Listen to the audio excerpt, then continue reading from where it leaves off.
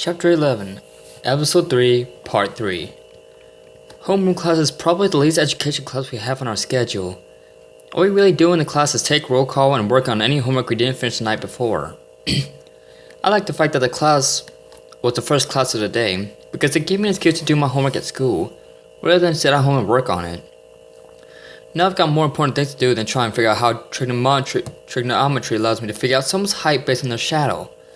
Like trying to figure out what Archon meant yesterday when he said her Lord Rice. I scratched my eyebrows as the thought entered my mind for the first time since I beat her in the field. She emerged as she fell to the ground to take my strongest attack. It kept bothering me when she first screamed it, because I was too wrapped up in realizing my first real victory in anything.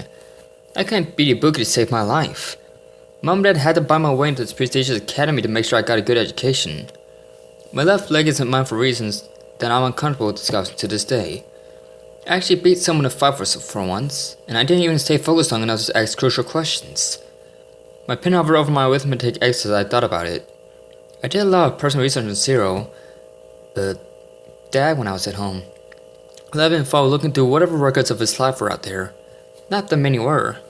The records I could find didn't contain much in terms of enemies he had to face during his time as Maverick Hunter or a Resistance Army General. The only thing I could think of that fit even remotely was Mom's blunder that started the whole nuclear energy fiasco to begin with. Copyacts. The people who worked for him were one of two types. They are brainwashed or reprogrammed, like the first generals, formerly guardians, or they followed him religiously. Seriously, entire factions of overexcited zealots have been formed in the belief that Copyacts was a messiah sent to recreate the world in his perfect image. Maybe that's what Archon was talking about. Maybe plans were underway to restore the fallen former leader for a great nation. I started chewing my pen in anxiety. I only started wearing armor 2 days ago, and I had just busted my first Maverick the day after. There was no way that I was ready to take on someone as powerful as Copyacts, and for all I knew, whoever the people were to revive this Lord were only minutes away from accomplishing their goal. Yo, Buka popped up right in front of me, making me jump. I hated that. Don't sneak up on me, I cried out. People turned to look at us as if we interrupted our conversations. I think we did. Ibuki scratched her head a bit in nervousness. I didn't. I've been trying to get your attention for the past 5 minutes. Oh. Ibuki pushed my unfinished homework aside and sat down on the newly created empty spot on my desk. So, what's got you so distracted this early in the morning? She asked. Nothing really, I lied. Hopefully she wouldn't be able to tell. It's not like we've been friends for years or anything. I just kinda spaced out, I guess. You seem to be in pretty deep thought. Deeper than just spacing out. She brought a finger up to her chin. Is your issue still bothering you? No, everything's fine on that front. I thought a change of subject was rather necessary. I didn't want to dwell completely on me. Otherwise she started getting curious. Did not have to start watching the shadows around me. So, did you find anything on Connie Casahola from this morning? Ibuki shook her head. No, I haven't started looking, to be honest. I can't start a background check unless I know her name. Nobody's talking. I'm starting to wonder if anybody actually knows. I giggled a bit. Maybe PR finds out what's up to your interrogation tactics. She scrunched her face in mock puzzlement. What? How could people resist my puppy dog pout? With that, she immediately contorted her face to the most pitiful near cry she could muster. It would have worked on me if I hadn't seen it so many times in so many situations that called for it. Instead, I upped just to laugh a bit and rolled my eyes. Me, for one, I said. So, how long would it take you to take out some dirt on New Girl once you got her name? Ibuki raised her lips and pursed her lips in thought. Depends, really. Rich people tend to have tighter screws on their safes, if you know what I mean. I'm not understanding. If I were rich, I wouldn't want people getting into my personal information. A moment later, a homeroom teacher walked in the room. Ladies and gentlemen, your attention please. Miss Fair said. She approached the digital whiteboard at the front of the room. The class quieted down and students that weren't at their desks made their way to where they belonged. Ibuki took a seat directly across from mine. We sit in the back of the class for obvious reasons. We had a homeroom teacher, Miss Levy Fair. She's around 5 foot 8 inches in height, making me glad that not everybody in the world is a giant. I can't tell you her weight, but I guess she was around 595 pounds, making her about the same size as me in every aspect. I've heard boys in the hallways talk about her short, navy hair as if it were flowing like the ocean itself. I don't see it like that, but I do admire how she makes such simple starred hair look great. She had eyes that, according to the boys, were as deep as a wide blue. Why did they compare everything about her to the ocean anyway? I will admit, though, that I share the appreciation for her voice, which I can only describe as vocal velvet to the ears. On this day, she wore a solid black shirt and skirted in just below her knees. Black pumps round out the single-color outfit. She wasn't much of a color coordinator, to be perfectly honest. I would like to make an announcement. We have a new student joining our class today. She turned to the open door, where the girl Ibuki and I talked about stood with a confident smile smirk on her face. She held her book bag in front of her in an almost pompous manner. I could feel a sense of disdain starting to build up inside me. Miss Fair beckoned the girl to her, who entered and stood next to Miss Fair. This is Miss Cecilia Burkana. You'll be joining us on our journey toward an educated future. I rolled my eyes. Miss Fair, who I'm not even sure why we call that since she's married, has a tendency to make things much more extravagant than they needed to be. Was it so hard for her to say that she'd be part of our class from now on? Several students looked around and wondered what the same thing. Making Miss Fair roll her eyes as well. That means she'll be a part of our class from this day forward. See? Was that so bad? Why did you introduce yourself, Miss Burkana? She asked the new girl. Said girl bowed to class. Hello, she said. Even her voice was pompous. My name is Cecilia Burkana. I look forward to meeting every one of you and have the best possible education experience possible. Miss Fair smiled. Very good. Now then, why don't you take a seat behind... At that point, I tuned her out. I looked over at Ibuki. She leaned over her desk, staring at the girl intensely. Her hands moved around what most people would consider an erectic matter. I knew what she was doing, though. Hand signs. She was planning on doing that ninja voodoo that she do. Ninja have many talents. They're excellent doctors, skilled stealth tacticians, martial arts masters, and capable of techniques most people deem physically impossible to perform. She looked in with a smile on her face. I rolled my eyes and shot me a knowing wink. Great. Cover time. I pulled my phone from my book bag and messed with it for a minute. I sat on the floor and pushed hard on it. It slid along the floor and stopped on another student's desk. It thankfully went unnoticed, since most of the other students were focused on the new girl. A few seconds later, it went off, loudly playing the ringtone I loved so much. After preparing to see what was making the noise, I interrupted the buzz in the room. Showtime. I took a deep breath, put on a mask of shotgun, shut up like a shot. Oh! I caught up. There it is! I quickly walked over the desk that my phone sat under. The student there bent over and picked it up. Is this yours? He asked when I approached him. He held out the phone for me. I smiled and reached for it. Yes, it is. Thanks. Before I could take my phone back, though, another hand snatched it away. We both turned to see an irritated Miss Fair clutching my phone.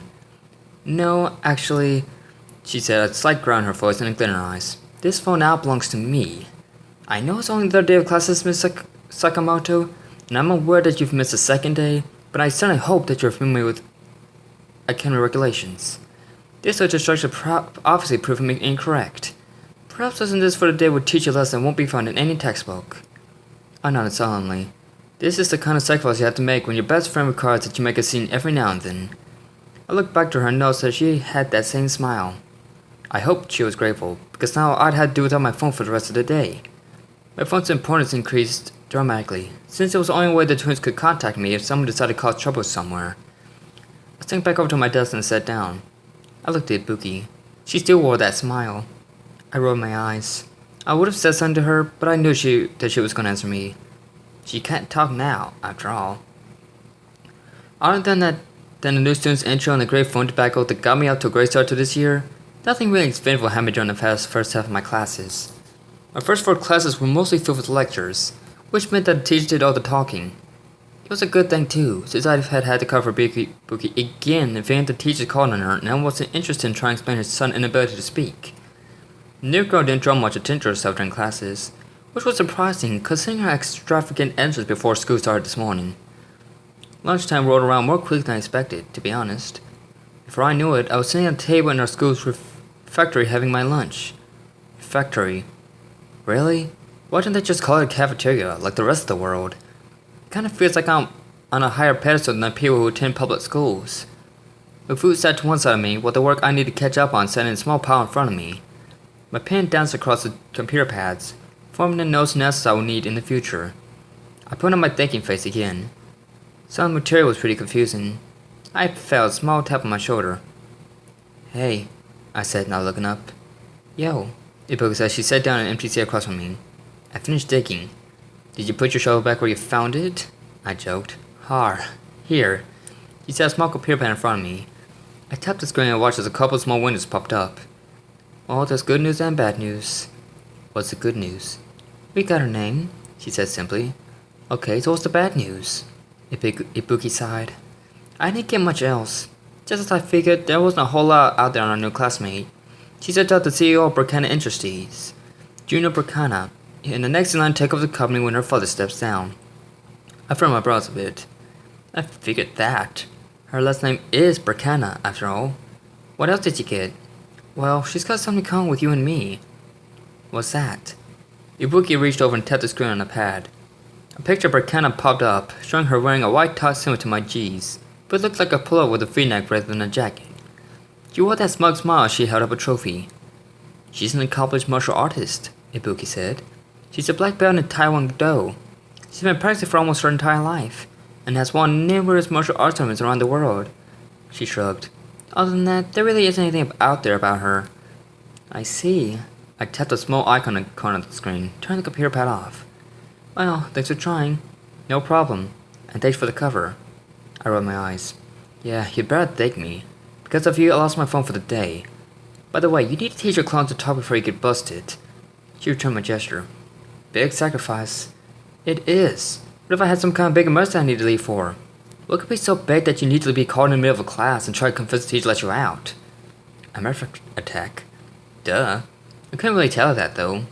I just kind of sighed instead of answering. Ibuki sighed, too. I don't know what she got out of my sigh, but something clicked between us and she seemed to let whatever was on my mind go. So, she said after a few moments' silence, how much work do you have to catch up on? I looked at the pile on the table. My head sank when I remembered how much I had to do. That much, huh? Yeah. I wouldn't want to beat that new brat, though. She's got to make up everything we've done so far. At least I finished the stuff we need to do for the first half of yesterday. I saw Ibuki sit up a bit uncomfortably and looked past me.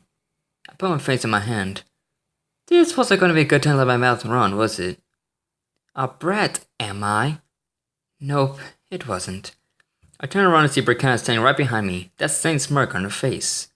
The look in her eyes didn't seem to be one of disdain or discomfort. Instead, they looked like there was an amusement in them. She took a seat next to me. I find it interesting that you would choose to place judgment upon me when you haven't had the opportunity to truly understand me, she said. It seemed like she was wanting to laugh my comment about her off. I frowned.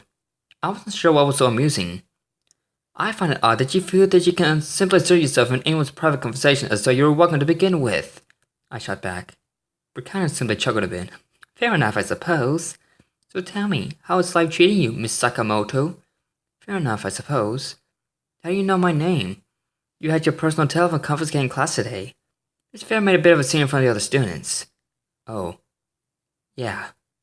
It also helps that my father helped to run one of the largest pharmaceutical companies in the world. I rolled my eyes. I knew she was going to play that card at some point. So, has everything been working properly? I raised an eyebrow. What do you mean? She checked and patted her hand on my left knee. Oh, I think you know what I mean, Miss Sakamoto. You see, you may not have had the opportunity to learn about me, but I take the time to learn about all of our special patients. Both Ibuki and I felt our eyes widen. At least I did. I saw hers grow too, so I know she felt it too. I don't think any medical condition I may or may not have are any concern of yours, I snapped. Burkana simply chuckled again. I felt like I was slowly becoming a comedian. Everybody kept laughing at stuff I had to say. Perhaps not, she said. She slowly stood up. But I thought that perhaps I could connect with the patient around my age. Oh well, I look forward to the feedback you may have about your medical supplies, shall we say.